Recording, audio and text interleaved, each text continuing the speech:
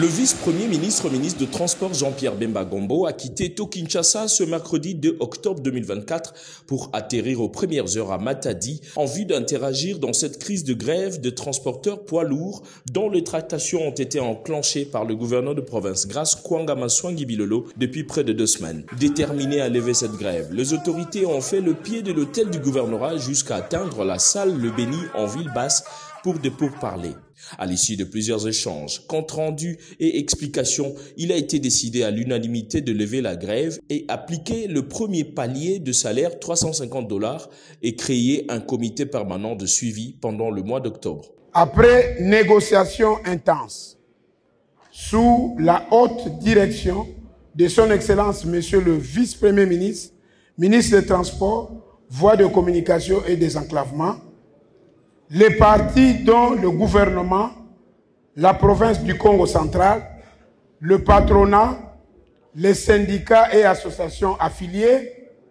se sont mis d'accord en signant ce PV portant suspension de la grève débutée depuis le 16 septembre 2024 avec comme recommandation l'application intégrale des accords de Caritas de la tripartite de novembre 2023. Ainsi, nous demandons par la présente à tous les transporteurs routiers de reprendre le transport sans entrave sur le tronçon Kinshasa-Matadi-Kinshasa. Devant le VPM, Jean-Pierre Bemba, les transporteurs ont salué la promptitude et le sens élevé de la responsabilité du gouverneur Bilolo exprimé depuis 2 semaines de grève.